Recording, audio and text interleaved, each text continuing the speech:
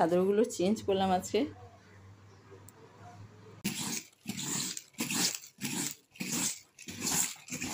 Hello বন্ধুরা, মুকুল simple লাইফে তোমাদের অনেক শুভেচ্ছা আর ভালোবাসা জানিয়ে একটা নতুন ব্লগ শুরু করছি। তোমরা কেমন আছো?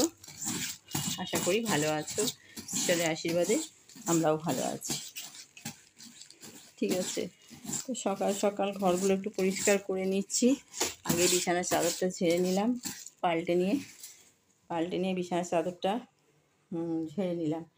তারপরে রেখে দিচ্ছি, স্নান করতে যাওয়ার সময় কাচবো।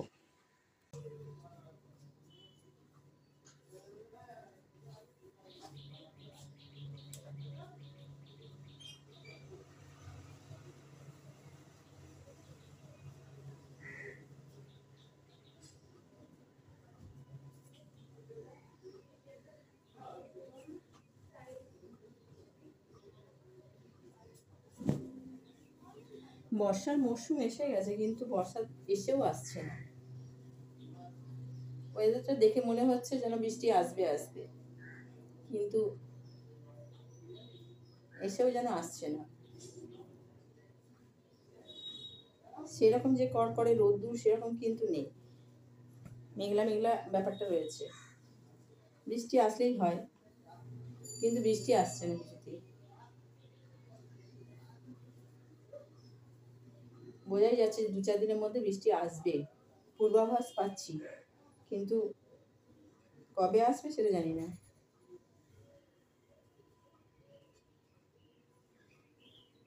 এই প্রতিদিন ব্লাউজগুলো একটা করে বের করি তো, আর প্রতিদিন ঢোকানো হয় না, সেই জন্য আজকে আর পাট করে রাখছি।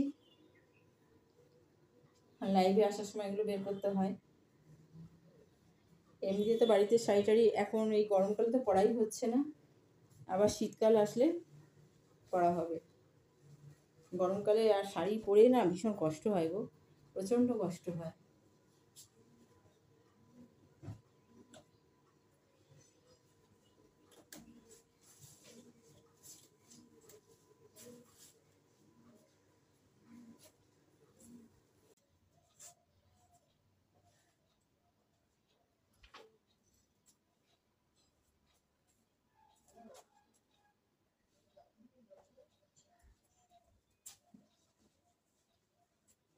পায়ে এতক্ষণ বড় সেঁক নিচ্ছিলাম, এটা এখন মোটামুটি হয়ে গেছে, ঠান্ডাটা কমে গেছে। ফ্রিজে ঢুকিয়ে দিই।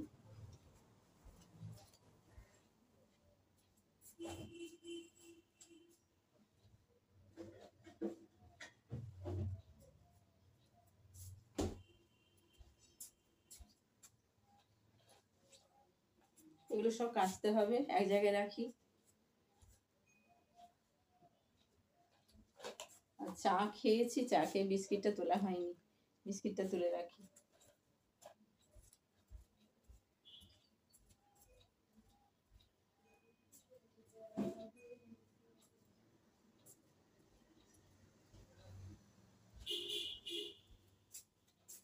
চলো জামা কাপড়গুলো পাট করতে হবে, অনেক কাজ আছে। জামা কাপড়গুলো পাট করে রেখে দিই।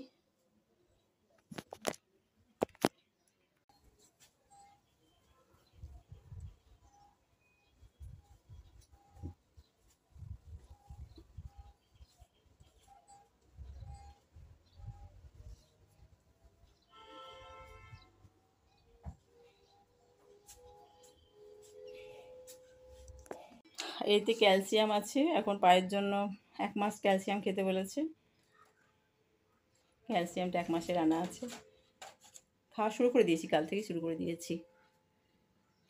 গাছগুলো একটু করে জল দিয়ে দিই।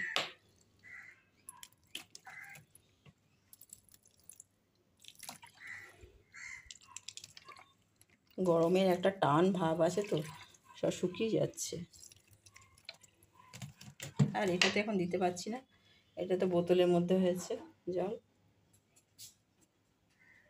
সকালবেলা বেশ কিছু কাজ হয়ে গেল, এরপরে স্নান করতে যাব, আর স্নান করে এসে বাকি কাজগুলো সারবো। ঠিক আছে, তো চলো স্নান টান করে আসি, তারপরে বাকি কাজগুলো করব, তোমরা দেখতে পাবে। ঠিক আছে, চলো। আর রান্না করতে হবে, আলু পটল একটা তরকারি করার ইচ্ছে আছে, মাছ হয়েছে, আলু পটলের তরকারি, আর হ্যাঁ চচ্চড়িটা আছে কালকে। মাছের তেল দিয়ে বললাম না কালকে চচ্চড়ি করেছিলাম, ওটা অনেকটা রয়ে গেছে। তো এই হচ্ছে আজকের মেনু। আর টক দই তো আছেই, টক দই আর ওই মাছের তেল দিয়ে চচ্চড়ি, আর হচ্ছে কি যে আলু পটলের তরকারি আর মাছ। এই হচ্ছে আজকের মেনু। তো চলো এগুলো করে নিই, কাজগুলো সেরে নিই, তারপর তোমাদের সাথে আবার পরে কথা বলছি। বন্ধুরা আমার স্নান করা হয়ে গেল, এই যে গোপালকে স্নান করাচ্ছি, এর পুজোটা সেরে নিই, তারপরে তোমাদের সাথে পরে কথা বলছি, ঠিক আছে?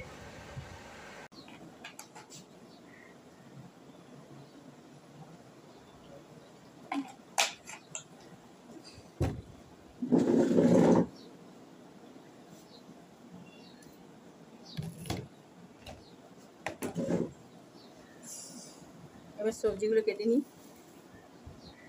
পটলগুলো কদিন রান্না হচ্ছিল না, একটু হলদে হলদে হয়ে গেছে। পুজো হলো, এখনই পুজো টুজো সেরে তারপরে সবজিগুলো কেটে নিই। কেটে নিয়ে আর এই পটলের তরকারিতে একটু ক্যাপসিকাম হাফ আছে, ক্যাপসিকামটা দিয়ে দেবো।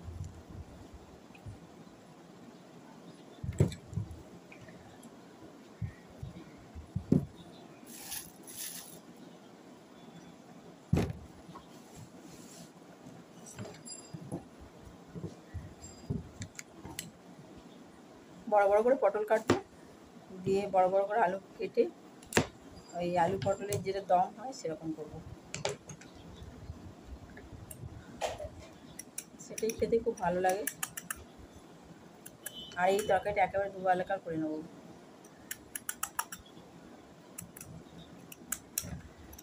ফ্যান না চালিয়ে কথা বলতে পারছি না, ফ্যান চলছে, কথা বলছি, শুনতে পাচ্ছি কিনা জানি না।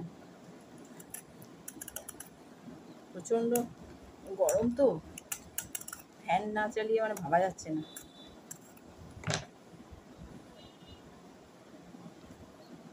এই শশাগুলো কাটতে হবে, শশা, লেবু,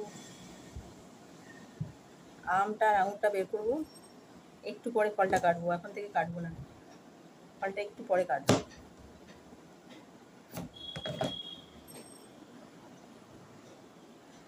আর আগেই বললাম মাছ আছে, মাছ আর চচ্চড়ি আছে, ওই দিয়ে খাওয়া হবে। তো চলো আগে এগুলো কেটে নিই, কেটে নিয়ে তারপর তরকারিটা বানিয়ে নিই, তারপর তোমাদের সাথে কথা বলছি।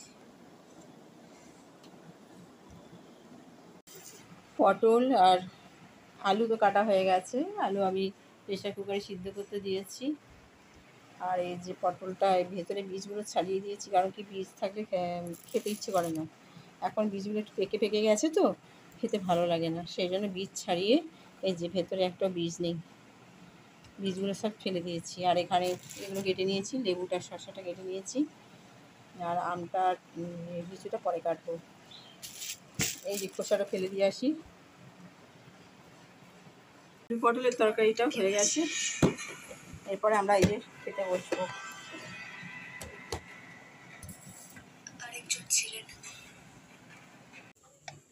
তোমাদের দাদাভাই বেরিয়ে গেছে, তারপর আমি বসে আটাটা মেখে নিলাম। চলো রুটিটা করে ফেলি। রুটিটা হয়ে গেলে কি বলো তো, একটা বড় কাজ হয়ে যায়। চলো কটা রুটি আছে করে নিই। শুভ সন্ধ্যা বন্ধুরা, এখন শাড়ি পরেছি, ডাক্তারের কাছে একটু যাই, ডাক্তারের কাছে গিয়ে একটু পাটা দেখিয়ে আসি, কারণ এখনও ব্যথাটা রয়েছে, ব্যথাটা পুরো একদম সারেনি। তো সেই জন্য ভাবছি কি যে ডাক্তারকে একটু দেখিয়ে না আসলে আবার পরে আবার ওটার থেকে আবার কিছু যদি হয় তখন আবার মুশকিল হয়ে যাবে। তো সেই জন্য ডাক্তারের কাছে একটু দেখিয়ে আসছি। তো এখন 8টা 10 বাজে, ডাক্তারবাবু আসেন এই 8:30, 8টা 20, 8:30টার মধ্যেই আসেন। তো সেইখানেই এখন যাব। আর আজকে সন্ধেবেলায় মানে বিকেলবেলায় আর কি ঘুম থেকে উঠে একটু শুয়ে পড়েছিলাম, দিয়ে চোখ লেগে গেছিলো, আর উঠে একটু মাথাটা ধরে গেছে, জানো তো, আবার চট করে মাথা ধরে না। মাথার যন্ত্রণা এরকম খুব একটা আমার হয় না, কিন্তু আজকে দেখলাম হঠাৎ ঘুম থেকে উঠে মাথাটা খুব ধরে গেছে।